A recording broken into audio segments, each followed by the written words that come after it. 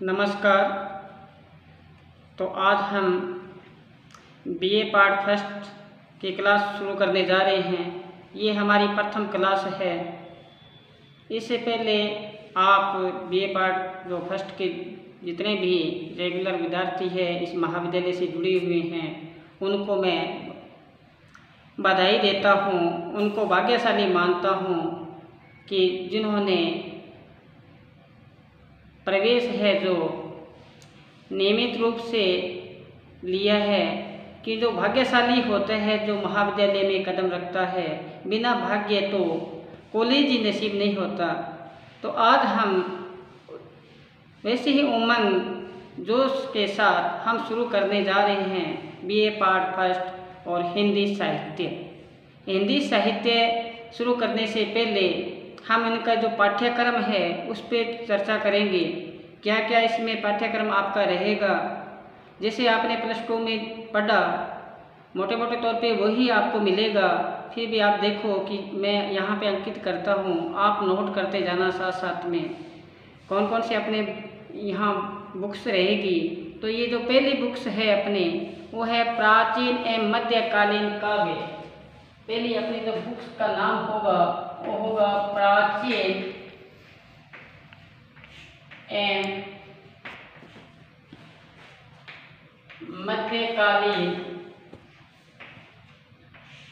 काव्य। ये आपका फर्स्ट पेपर रहेगा। प्राचीन एवं मध्यकालीन काव्य ये आपका फर्स्ट पेपर रहेगा।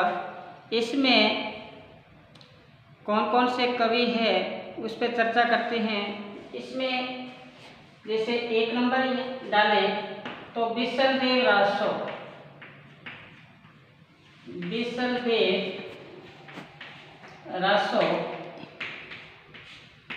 जो नलपति नाल द्वारा रचित है। बिसलदेव रासो। 2 नंबर में देखो डोला मारू,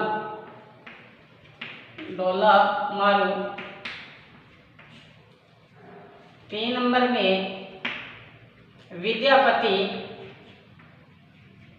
विद्यापति। इनकी रचनाएं आपको पता होगा। विद्यापति है, डोला मारू है। एक मारवाड़ी और डोले की प्रेम गाथा है। इसमें बिछो का वियोग वर्णन है। इसमें क्या बताए, जब मारवाड़ी से डोला अलग होता है, वैसे अलग ही होते हैं, तो इनको जब वियोग की तरफ व्याकुलता बेचैनी उमड़ती है उसका यहाँ पे वर्णन किया गया है कि राजा प्रजा गुणीजन और पंडित पात सगले मन उत्सव होयो बैठू तो बरसात। बरसात ऋतु आती है, राजा भी खुश होता है, प्रजा भी खुश होती है। जैसे ये मानसून चल रहा है, सब खुश होते हैं। दुखी कौन होता है, जो वियोग से पीड़ित होता है, जिसका सुन नहीं पाता है, जिससे लगाव रखते हैं, वो दूर चला जाता है, वो क्या होता है, दुखी होता है। तो इसमें ये बताया गया है किसमें, विद्यापति अपने डोला मारू में। विद्यापति में ये श्रृंगारी कवि है। इनकी जो रचनाएं हैं, राधा का वर्णन भी किया गया है, शिव का भी वर्णन किया गया है। सब अलग अलग वर्णन जैसे शुरू करेंगे तो आपको अवगत करवाएंगे। इसी प्रकार से एक रचना आती है अमीर खुसरो। अमीर खुसरो इनकी रचनाएं भी अपने काफी है। अमीर खुसरो आगे है। अमीर खुसरो के आगे कबीर दास। भली भांति आप जानते हो कबीर दास। और आपने पढ़ा होगा मलिक मोहम्मद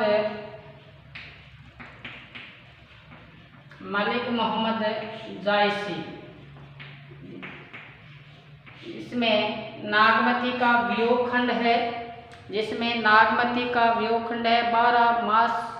12 महीनों में जो नागमती की अपने प्रीतम के बिना जो वियोग की स्थिति है वो दर्शाई गई है कि जड़ा आषाढ़ गगन घन गाजा। आषाढ़ का महीना चढ़ता है, गगन में बादल गरजते हैं। चढ़ा आषाढ़ गगन घन गाजा, सादा दुलजल बाजा। धूम धाम से तो घर आए, से दजावत पाकती दिखाए। इसी प्रकार से जैसे ये मंत्र चल रहा है कौन सा, सावन का, कि सावन में बरस अति पानी, सावन में क्या बरसता है, में यानी बारिश होती है। सावन में बरस अति पानी, विरह भरो विरह जुरानी। तो ये इनके पद है। और साथ साथ में पद्मावती का रूप सौंदर्य है, इसमें सिंगलगढ़ द्वीप खंड से लिया गया है। इस बताया गया इसमें कि नागमती अपने सखियों के साथ जब झूला झूलने जाती है, और क्या कहते हैं कि नागमती अपनी सखियों को बताती है। इसमें लौकिक से अलौकिक वर्णन किया गया है। क्या किया गया? लौकिक। लौकिक की बात होती है यहाँ संसारिक, और संसार से पारलौकिक, जो ऊपर की बात हो, जो जिसको निराकार बोलते हैं, वो बताया। लौकिक से अलौकिक वर्णन किया गया है कि नागमती अपनी सखियों से, ये पद्मावती अपनी सखियों से क्या कहती है, ये रानी मन देखी विचारी, ये है नहर रहना दिनचारी। मोटे मोटे तौर पर वैसे आपको ये मैं अवगत करवा रहा हूँ। इस प्रकार से अपनी रचनाएं हैं कि ए रानी मन देखी विचारी, ये है पियर रहना दिनचारी। अपने सखियों को कहती है कि इस पियर में अपने को 4 दिन रहना है। ए रानी मन देखी विचारी, ये है पियर रहने दिनचारी। जब लग पिता कर राजो, जब तक पिता का राज है, सखियाँ छोटी होती है, अपने पिता का ही उस पर साया होता है। तो क्या कहते हैं, जब तक लग पिता कर राजू, खेल ले खेल आजू। जब तक पिता का आप पे साया है तब तक खेल लो गुड़ियों के साथ। फिर क्या कहते हैं, पुनर्ससुर हम गौनक काली, हमारी शादी हो जाएगी, हम ससुर के घर चले जाएंगे, प्रीतम के घर चले जाएंगे, तो वहाँ पर कौन नहीं खेलने देगा? ससुर। ससुर का मतलब यहाँ पे यमराज के लिए आया है। पुनर्ससुर हम गौनक काली, कित आए सरवर पाली। फिर सखियों के साथ सरवर के पाल पे, सरवर के किनारे पे हम नहीं खेल पाएंगे जब तक हम कुंवारी अवस्था में हैं। यानी कहने का भाव यहाँ पे लौकिक से अलौकिक बताया है। जब तक इस संसार में है ईश्वर की बंदगी कर लेनी चाहिए, अन्यथा फिर हमें यमदूत से मुकाबला करना पड़ेगा। ये बताया था किसमें? मलिक मोहम्मद जैसी में। इसके आगे आता है गोस्वामी तुलसीदास। आगे रखना है तुलसीदास। आपको पता होगा कि तुलसीदास के जो भक्ति भावना है वो किस प्रकार की है। सगुन की है, राम की ये उपासक रहे हैं, राम की ही इन्होंने आराधना की है, राम को ही इन्होंने सर्वश्रेष्ठ माना है। इनकी काफ़ी रचनाएं हैं, विनय पत्रिका है। जैसे आपका अवकाश मिले, आपको समय मिले तो तुलसीदास की विनय पत्रिका जरूर पढ़ना आप, तो आपको पूरा का पूरा तुलसीदास जी का जो ज्ञान है आपको प्राप्त हो जाएगा। तुलसीदास जी के बाद में है सूरदास। तुलसीदास जी के बाद में कौन है? महाकवि सूरदास। सूरदास जी के बारे में आप जानते ही हो, जानते सभी के बारे में हो, इनकी रचनाओं के बारे में आप जानते हो। आसान आसान से इनकी रचनाएं हैं कि मेरा मन अनंत कहाँ सुख पावे, मेरा मन अनंत कहाँ सुख पावे, जैसे उड़े जहाज को पंछी फिर जहाज पे आवे, कमल नयन को छाड़ी महात्म और देव को ध्यावे। तो इस प्रकार से इनकी रचनाएं हैं कि इनकी सूरदास जी की। तो आगे है मीराबाई। सब जानते हैं मीराबाई को। मीराबाई, मेरे तो गिरध गोपाल दूसरो नहीं कोई। क्या कहते हैं श्री कृष्ण को? अपना क्या मन है? पतिदेव मन है। मेरे तो गिरध गोपाल दूसरो नहीं कोई, जाके सिर मोर मुकुट मेरो पति है सोई। देखो ये बताया था। इस पर आगे देखो मीराबाई के आगे है रही। अच्छी तरह से आप अच्छे से ही पढ़ते आ रहे हो। कौन? रही।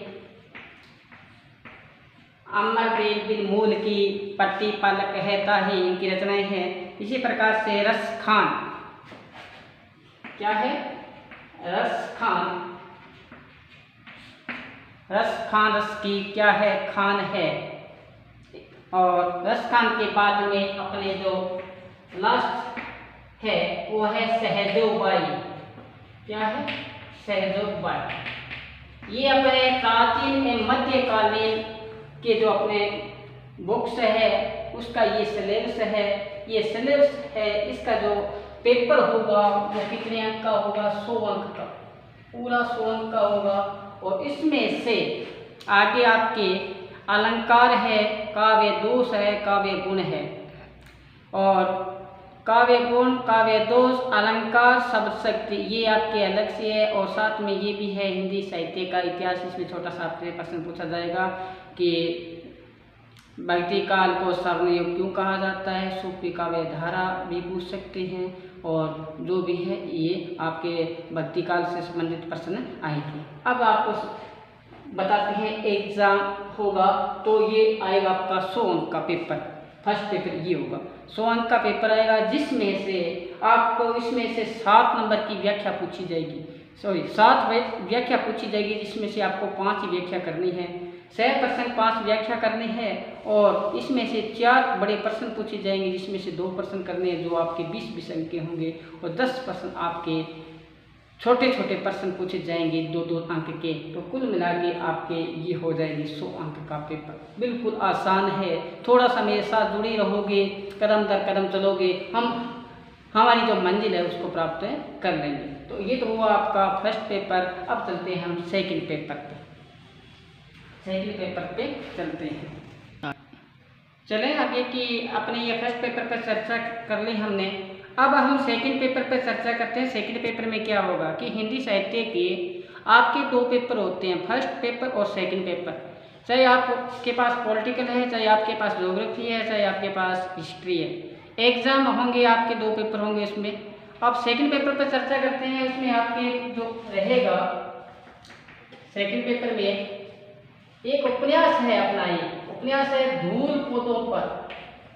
धूल पौधों पर, जो गोविंद मिश्र का लिखा हुआ है। गोविंद मिश्र का लिखा हुआ उपन्यास है, छोटा सा ये जो है धूल पौधों पे। ये जो उपन्यास है देखना गौर से, ये उपन्यास है छोटा सा धूल पौधों पर, जो गोविंद मिश्र का लिखा हुआ उपन्यास है। इस उपन्यास में क्या बताना चाहते हैं गोविंद मिश्र ने कि जैसे ही हमने ये देखा धूल पौधों पे, पौधा होता है उस पर धूल आ जाती है, तो उसकी जो आपा है, उसकी जो कांति है, उसकी जो चमक है वो फीकी पड़ जाती है। तो इसी प्रकार व्यक्ति का जब अंतःकरण साफ नहीं होगा, ऊपर से चाहे कितने ही अपने आप को सजा ले, ऊपर से कितने ही अच्छी अच्छी वेशभूषा पहन ले, और जब तक उसका अंतःकरण सही नहीं होगा तो धूल पौधों पर सदैव बनी रहेगी। इसमें एक स्त्री की संघर्ष में जीवन गाथा है। और ये जो शिक्षा पद्धति है, आज के समय में जो शिक्षा पद्धति चल रही है, इसको कवि ने कीचड़ के समान बताया है कि ये कीचड़ के समान है, जिसमें कदम रखो कदम नीचे धंसता ही जाता है, जिसमें भ्रष्टाचार, जिसमें कोई नैतिक शिक्षा नहीं दी जाती, उसकी आड़ में भोगविलासा रूपी जीवन जिया जाता है। वो भी इसमें साथ साथ में प्रकाश डाला गया है। और मुख्य प्रकाश जो डाला गया है वो एक लड़की की पूरा जीवन गाथा है, संघर्षमयी जीवन कहानी है, जो परेशानियों का मुकाबला करते हुए अपने हार नहीं मानी और अंतिम पड़ाव पे अपने जीत हासिल की और मंजिल प्राप्त की। तो ये आपका एक उपन्यास है, छोटा सा उपन्यास है धूल पौधों पर, जो किसका है, गोविंद मिश्र का। इसके बाद में आगे जो सेकंड है इसमें वो है आपके आधुनिक कहानी संग्रह है। कौन सा है? आधुनिक कहानी संग्रह है। ये है आधुनिक कहानी संग्रह में आपके कहानियां हैं, और कहानियां कि आपने मोटे तौर पर लगभग पढ़ी होगी। जैसे आपने पढ़ा होगा कि उसने कहा, तो आपने कहानियां ये +2 में भी पढ़ी होगी या उससे पहले पढ़ी होगी। तो ये बताओ कि उसने कहा कहानी के लेखक कौन है? उसने कहा। तो मैं यहाँ कहानियाँ लिखता हूँ और आप साथ साथ में उसको उतार भी सकते हो। जैसे 1 नंबर कहानी शुरू करते हैं अपने। ये आधुनिक कहानी संग्रह है कि आप ये महाविद्यालय से प्राप्त भी कर सकते हो और ले जाओ और साथ में इसको पढ़ते जाओगे तो अपने काम थोड़ा हल्का हो जाएगा। देखते हैं आधुनिक कहानी संग्रह में। जैसे पहली कहानी है, मैंने बताया कि उसने कहा था। उसने कहा था, किसकी कहानी है ये चंद्रधर शर्मा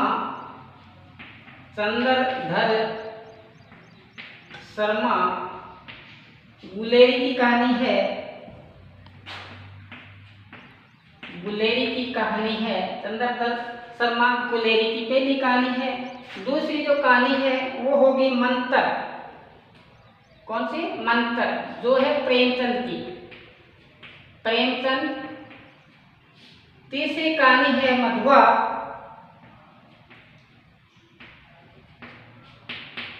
यह है जयशंकर प्रसाद की कहानी। किसकी है? जयशंकर प्रसाद की कहानी है। और चौथी कहानी पे प्रकाश डालते हैं पठार का धीरज। पठार का धीरज, पठार का धीरज, ये है सच्चिदानंद हीरानंद वास्य अज्ञे की कहानी है।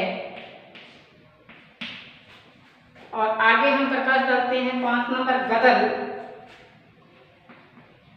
गदर जो कहानी है राघव राघव की, राघव की। इसी प्रकार से आगे चले हम, ये आपने लिख लिया होगा साथ साथ में। आगे चले हम, बड़े ही आसान आसान सी कहानियां हैं कि मंत्र है, एक बार पढ़ते ही हमें याद हो जाएगा। आगे 25 चौका 150,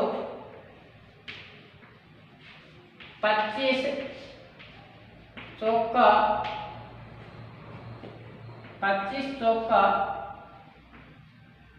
150।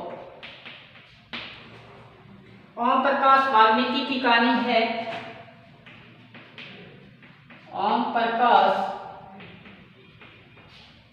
वाल्मीकि की कहानी है। देखो वाल्मीकि कैसे लिखा जाता है, साथ साथ में देख लेना। ओम प्रकाश वाल्मीकि की कहानी है 25 चौका 150। 25 चौका 150 ही होते हैं क्या? 25 चौका 150 इतने ही होते हैं क्या? 25 चौका 150 नहीं होते। लेकिन एक ये जब किसी अनपढ़ या शोषित वर्ग को ये बात कह दी जाती है, उनका जो मन होता है बड़ा ही कोमल होता है। अगर बड़ा व्यक्ति आके, पूंजीपति वर्ग का कोई व्यक्ति आके छोटे वर्ग को धमका के इस प्रकार से कोई बात उसको कह दे, तो वो बड़े मान सम्मान के साथ अपना लेता है, उसके घर कर जाता है। उसको ये सदैव पता होता है कि 25 चौका कितने होते हैं? 150। तो ये बड़े ही मार्मिक कहानी है 25 चौका 150। ओम प्रकाश वाल्मीकि की कहानी है। इसी प्रकार से आगे चले, ऊंचाई कहानी। कौन सी? ऊंचाई कहानी है जो ये मनु भंडारी की है। ये है मनु भंडारी। इसी प्रकार से आगे चले हम, दूसरा चमत्कार। दूसरा चमत्कार, दूसरा चमत्कार मर्दुला गर्ग की कहानी है। मर्दुला गर्ग। आगे चले, नगर रसायन। नगर रसायन, नगर रसायन कहानी है जो राजी सेठ की है। राजी सेठ। और इसी प्रकार से आगे देखें, 5वां बेटा। 5वां बेटा नासिरा शर्मा की कहानी है। नासिरा शर्मा। इसी प्रकार से आगे चले हम,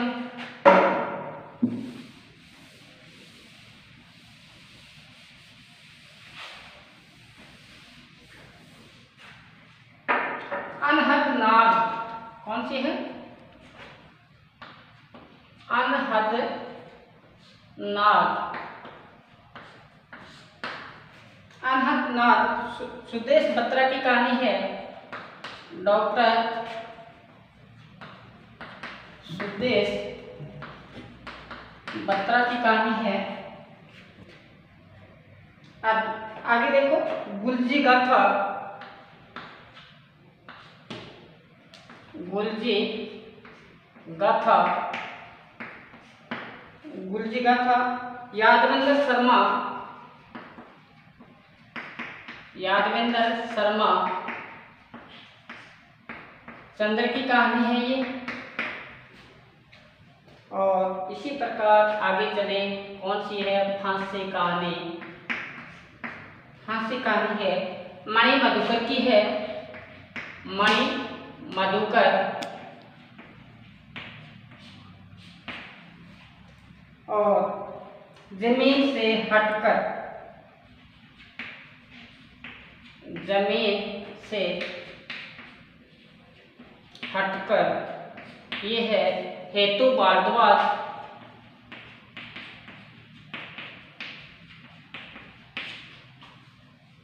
बाड़े का कुत्ता, बाड़े का कुत्ता ये है मालचंद तिवारी, मालचंद तिवारी। ये अपनी कहानियाँ थी अनहदनाथ, गुलजी गाथा, बाड़े का कुत्ता, ये अपनी कहानियाँ थी। इस पे आपने प्रकाश डाला और आपने देखा कि जो अपने जो बुक्स थी इसमें आपको मैंने बताया धूल पौधों पे ये छोटी सी बुक्स है। और इसके बाद में जैसे प्राचीन एवं मध्यकालीन काव्य, तो ये देखना ये बिल्कुल छोटी सी बुक्स ये है। और आपको मैंने आधुनिक कहानी संग्रह भी अवगत करवाया। ये है अपने पाठ्यक्रम में। एक बार पढ़ना शुरू कर दिया, कहानी ऐसा है कि आप उठने का मन नहीं करेगा। एक बार उपन्यास शुरू कर दिया आपने पढ़ना, तो मेरा विश्वास है कि एक पेज आपने शुरू कर दिया तो आप उठ ही नहीं पाओगे, क्योंकि आपको इतना वो लेखक है आपको इतना बांध लेगा, आपका मन उसी में लीन हो जाएगा। ऐसा लीन हो जाएगा कि आप उठ ही नहीं पाओगे, इतने उसमें तल्लीनता आ जाएगी। तो जैसे गुलजी गाथा है, बड़ी ही प्यारी प्यारी कहानियाँ हैं, पढ़ो काम आएगी, साथ में दूसरों को भी सुनाओ। ये आपके बड़े ही अच्छे हैं, सिलेबस है आपका, छोटा सा सिलेबस है जो बीए पार्ट फर्स्ट में है। ये सेकंड बताया, पार्ट सेकंड। इसी प्रकार इसमें व्याख्या पूछी जाएगी, प्रश्न इसमें पूछे जाएंगे, छोटे भी पूछेंगे बड़े भी पूछेंगे, सह प्रसंग व्याख्या। जब आपने कहानी पढ़ लेंगे गुलजी गाथा में क्या बताया है, कहीं से कैसे ही आ जाए अपने सामने, हमें पता है गुलजी गाथा में ये बताया है, हम उसकी सह प्रसंग व्याख्या कर देंगे। बिल्कुल आसान सा आसान है, अगर नहीं पढ़ोगे तो पाठ भी बन सकता है। थोड़े से जैसे अध्ययन करेंगे, अपने पहले सबसे पहले अध्ययन करेंगे प्राचीन मध्यकालीन काव्य पर, जिसमें हमने प्रकाश डालेंगे मीराबाई है, सहजोबाई है, तुलसीदास है, रहीम है, रसखान है, जितने भी कवि है इन पे हम प्रकाश डालेंगे। जैसे सूरदास है, ढोला मारू है, अमीर खुसरो है, ये सारे के सारे बड़े ही अच्छे अच्छे हैं। इनकी रचनाएं भक्ति से संबंधित है, भक्ति से संबंधित है, नीति से संबंधित है, कहीं पे वियोग व्यथ्या भी है। जैसे ढोला मारू में बताया था मैंने कि पावस आएगी साहिबा, पावस आएगी साहिबा, बोलन लागे मोर। पावस आती है मतलब बारिश आती है तो मोर बोलते हैं। देखो कि बरसात आती है मोर बोलते हैं। पावस आएगी साहिबा, साहिबा किसको बोलते हैं? प्रीतम को। कहते हैं कि बरसात आएगी साहिबा, और क्या बोलना शुरू कर दिया? मोर। और मोर आवाज़ कैसे निकलता है? पीयू पीयू की आवाज़ निकालता है। पीयू किसको कहते हैं? प्रीतम को। तो पावस आएगी साहिबा, बोलने लग गया मोर। कहते मोर बोलना शुरू कर दिया। तू घर कंता आवे नहीं, जोबर किधरे जोर। कहते तू घर पे नहीं आ रहा, उधर मेरा जो तन है उसमें उफान आ रहा है। उसमें क्या आ रहा है कि आपकी मिलने की तड़प इतनी है, व्याकुलता इतनी है कि तन पर नहीं जोर, मेरे शरीर पर अब क्या है, काबू नहीं रहा। ये मिलने का आपका तड़प रहा है आपके लिए। कब तड़पता है? ये जब बारिश की ऋतु आती है, बारिश होती है, तब तड़पन, इनकी व्याकुलता बेचैनी बढ़ जाती है। प्रीतम को पास में पाने की ये क्या करता है? ललक रखता है। ये वो अपने क्या है, मैंने पाठ्यक्रम पर प्रकाश डाला, तो ये आप साथ साथ में रजिस्टर में आप अंकित कर लेना, तो अपना आसान रहेगा। साथ साथ में जिस काम एक बार हम चले जाते हैं उस रास्ते का हमें ज्ञात हो जाता है, दूसरी बार हमारा वो ऐसा कैसा प्रतिबिंब के रूप में हमें अंदर छा जाता है, प्रतिबिंब हो जाता है, हम आसानी से वहाँ चले जाते हैं। इसी प्रकार हमें पाठ्यक्रम का पूरा पहले ज्ञान होना चाहिए। तो हम आगे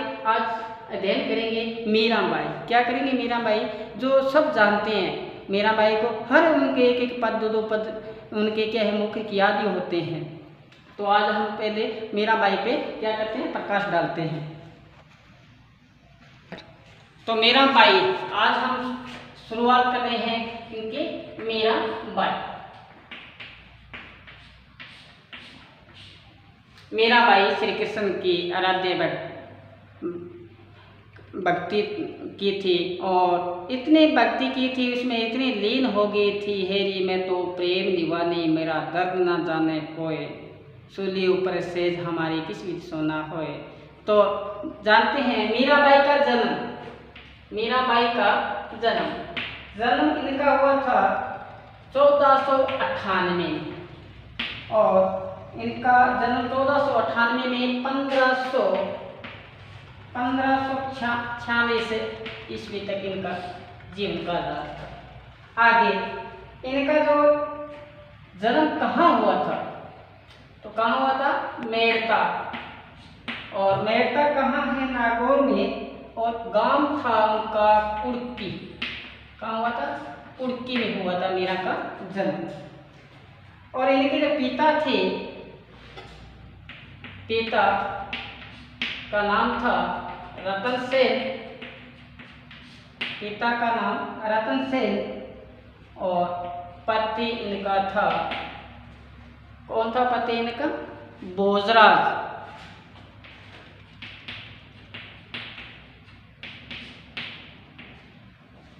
ये जन्म इनका मेड़ता में हुआ था, गांव में उनका कुड़की था, पिता रतन सेन था, इनका पति का नाम भोजराज और इनका बचपन का नाम था, बचपन का नाम बता सकते हैं कोई, बचपन का नाम मीरा का, सोचो एक बार आप, बचपन का नाम। तो मीरा की शादी होती है भोजराज के साथ। कुछ समय के बाद भोजराज की मृत्यु हो जाती है तो मीरा को बड़ा ही धक्का लगता है, ऐसा धक्का लगता है कि संसार से विरक्ति आ जाती है, संसार से मोह टूट जाता है और श्री कृष्ण की भक्ति में क्या हो जाती है, लीन हो जाती है। तो इनके जो गुरु थे, कौन गुरु थे, इनके दो गुरु माने जाते हैं मीरा के कितने गुरु माने जाते हैं, दो। जो पहला था जीव स्वामी था, क्या नाम था, जीव स्वामी। और दूसरा आध्यात्मिक गुरु दूसरा रैदास था, क्या था, रैदास। जो आध्यात्मिक गुरु था वो कौन था, रैदास। एक जगह इनका पद आता है, कोई बात नहीं,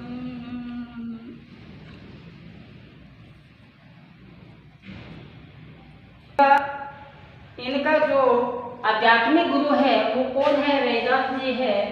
तो एक पंक्ति आती है इनका कि मेरा मन लाग्यो, मेरा मन लाग्यो, मेरा मन लाग्यो हरिष्यों, मेरा मन लाग्यो हरिष्यों, अब न रहूंगी अटकी, अब न रहूंगी अटकी, मेरा मन लाग्यो हरिष्यों, अब न रहूंगी अटकी, गुरु मिल्या रैदास जी, गुरु मिल्या रैदास जी, गुरु मिल्या रैदास जी, दिन ज्ञान की गटकी, दिन ज्ञान की गटकी। ये इनके एक पद मिलता है, उसमें बताते हैं गुरु इनका रैदास जी था। कुछ आलोचक नहीं मानते कि मीरा के गुरु रैदास थे। तो ये जो पद मिलता है इससे सिद्ध होता है कि मीरा के गुरु कौन थे, रैदास जी थे। कि मेरा मन लग गया हरीशों, अब न रहूंगी अटकी, मेरा मन लग गया हरी से। किसने लगाया कि गुरु मिल्या रैदास जी, उन्होंने क्या दी, दिन ज्ञान की गटकी। तो ये बताया गुरु का नाम रैदास और जीव स्वामी जो चैतन्य संप्रदाय से थे। अब आज इसमें हमने शुरू किया है मीराबाई, और मैं आशा करूँगा कि आप मीरा के पद है वो पहले थोड़ा पढ़ना, फिर अपने उस पर क्या डालेंगे, प्रकाश डालेंगे। जितने होगा हम आसान से आसान तरीके से उनकी सह प्रसंग व्याख्या करने का प्रयास करेंगे। कौन से मीरा के मेरे तो गिरधर गोपाल दूसरो नाही कोई, आसान आसान सिंह के पद है। इतना ऐसा है कि पिया बिना सुनो छे मारो देश, प्रीतम के बिना सब सुनना है और लागी सो जाने। ऐसे करेंगे तो अपने वैसे याद हो जाएंगे। तो हम कल फिर हाजिर होंगे, शुरू करेंगे मीरा बाई। आज अपने पाठ्यक्रम पे प्रकाश डाला, आज पहला दिन है, आज बस इतना ही। तो आप पढ़ते जाएं, घर पे रहें, पढ़ते रहें और साथ साथ में अपने सार्थक कार्य करते जाएं। मन को लगाए रखो, कुछ न कुछ करते जाओ, पढ़ते जाओ साथ में। और पढ़ना है साथ में कुछ काम भी करना है तो ध्यान कहाँ हो, पढ़ाई की तरफ हो। जो ध्यान बता दिया मंत्र वही चले आपका, जो आपको बताया जाता है क्लास में। और क्लास में समझ में नहीं आता हो तो आप कॉल कर देना या आप मैसेज डाल देना, तो आपको अवगत करवाएंगे। बस आज इतना ही, धन्यवाद।